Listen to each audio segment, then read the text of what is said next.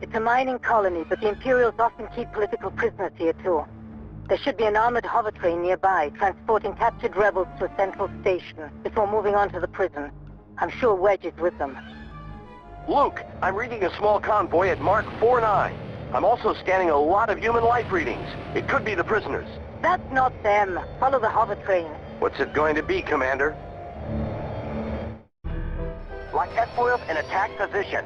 What's up, guys, and welcome to part 9 of our Rogue Squadron lore play series. Last time we got Wedge captured, and we can't have that, so we're here on Kessel to rescue him from this train en route to an Imperial prison. This armored hover train we're attacking is called exactly that, just an armored hover train. They were used on Kessel to transport cargo and spice. You might recall another hover train in our last lore play series, Shadows of the Empire, where we were actually on one and had to fight our way to the front on Ord Mantell. Shadows came out 2 years before Rogue Squadron, but the very first appearance of a hover train was in a comic strip from 1982. Since that time, trains have appeared in a number of Star Wars stories, including more comics, a few episodes of the Clone Wars, and most recently and prominently the Convex in Solo: A Star Wars Story. Although that wasn't a hover train. Anyway, I just padded that out because this is the shortest mission ever and we already stopped the train and rescued Wedge.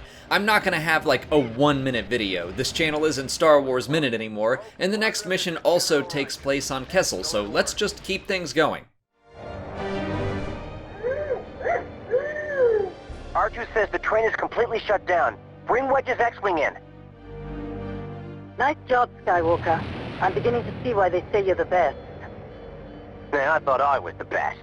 Wedge! Good to hear from you, Antilles. How was the hover train? Food was good, but the service was lousy. Thanks again, Rogues. I thought I was done for. Listen, while I was on that train, I found out there are other rebels at the main prison facility. Crix Nadine and his commandos will follow us in and get them out. Any idea what we're up against? Unknown.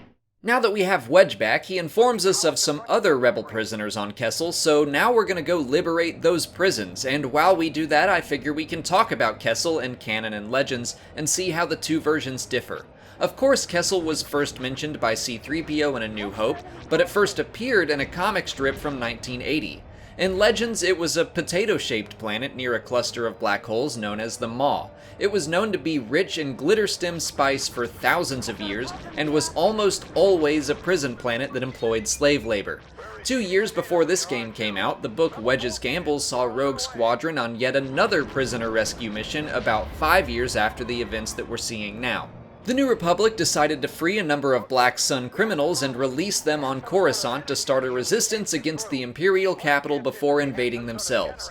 Eventually, Kessel was completely liberated, and under New Republic rule, it had no slaves. Nine Nub ran a real spice business there after the mines were purchased by Lando Calrissian. But by the time of the Yuuzhan Vong War, it was conquered by the invaders. Jumping over to Canon, we've had a pretty good look at the planet thanks to Star Wars Rebels and Solo: A Star Wars Story, where we can see it's no longer misshapen, but a normal round planet. A monarchy ruled Kessel, but allowed the Pike Syndicate to take control of half the planet for the mining of spices and other resources.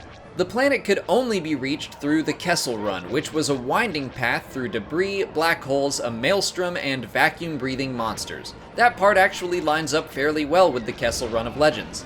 It was still known as a prison and slave planet, and Wookiee slaves could be seen there in both Solo and Rebels. Honestly, the two versions aren't all that different except for its shape and who controlled the planet when.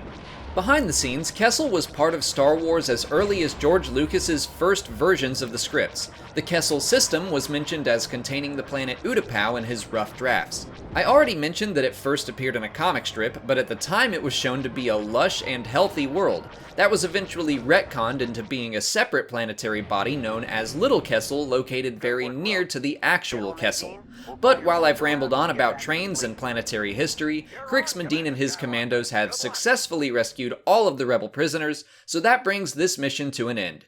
If you want to watch this series over from the beginning, check out this playlist here. If you haven't already, please like this video, subscribe to the channel, follow us on Twitter, Instagram, and Facebook, and consider checking out our Patreon page. As always, thanks for watching, and may the Force be with you.